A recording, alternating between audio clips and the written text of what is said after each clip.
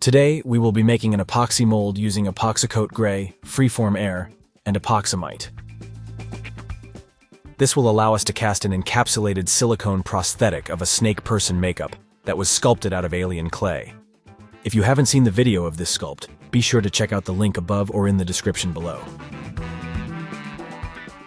The first thing to do is prep the sculpt for molding. For this, some Sculptex sulfur-free clay is rolled out.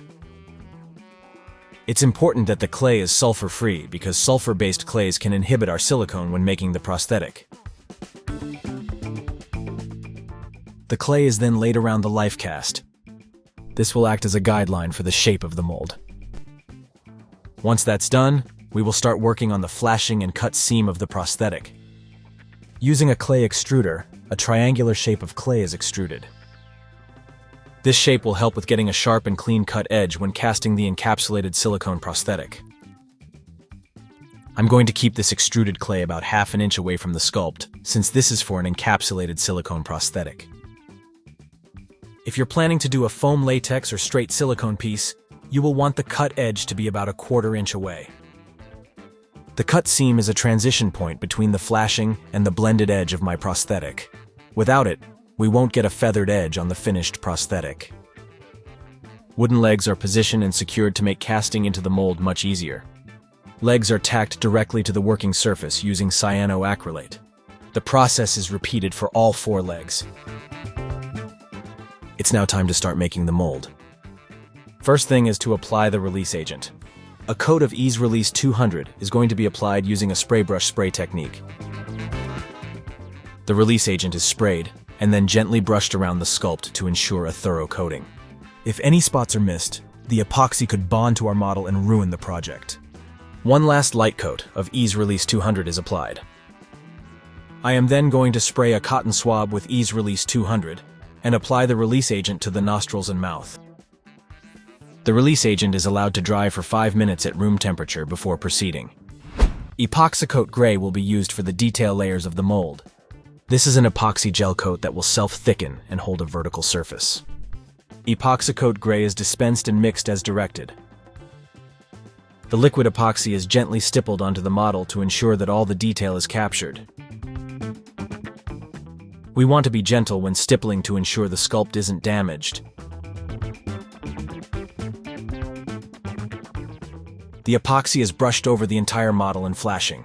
It is carefully worked into the mouth and nostrils. After the liquid epoxy is fully applied, it is allowed to partially cure for 1 hour at room temperature. After an hour, the second batch of EpoxAcoat is dispensed and thoroughly mixed, just like the first layer. The second layer is used to build up thickness, and also fill in areas where the clay might be showing through the first layer. Finally, I will fill the mouth and nostrils with the EpoxAcoat. After this layer is fully applied, we're going to allow an hour to partially cure before applying our Freeform Air. Freeform Air is a lightweight epoxy dough that will add strength to the mold while making it easy to handle. Freeform Air has a 1A to 1B by volume mix ratio. In order to mix the Freeform Air, Part A is flattened out and Part B is added to the center. Part A is then wrapped around Part B, and they are mixed together until a uniform light gray color is achieved. I am going to use the air to simplify the shape of the mold and round any sharp corners to allow laying fiberglass down easier. We want to be careful to not trap any air pockets when applying this material. Any air pockets would be weak spots in the mold and could break and ruin the mold.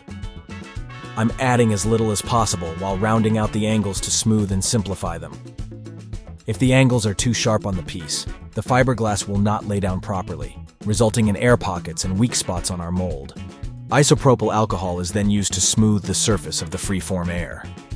I'm not going to allow the Freeform Air to cure, or partially cure at this step. The reason for this is that the uncured epoxy dough is going to allow the EpoxAmite and fiberglass to lay onto the surface of the epoxy dough easier.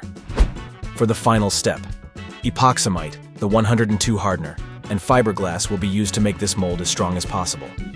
EpoxAmite is an epoxy laminating resin that is used with fiberglass to create extremely strong and lightweight pieces. A light coat is brushed all over the surface of the Freeform Air.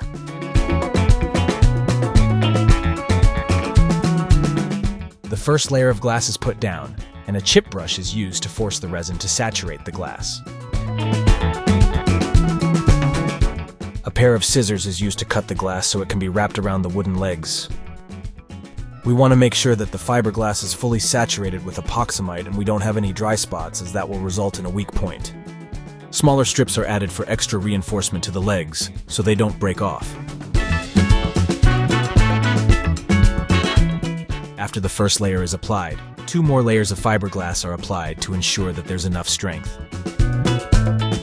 All layers are now allowed to fully cure for 15 hours at room temperature. After everything is cured, the mold is removed from the board. The Sculptex clay is easily removed using wooden tools. The sharp edges are removed to prevent cuts when handling the mold. Now it's time to remove the life casting from the mold.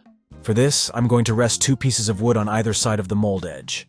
This is why I extended the edge earlier. A piece of rectangular metal stock is then set on top. A C-clamp is positioned on the stock and on the model to be removed. This safely applies pressure to the life casting without damaging it or the mold, making the process much easier.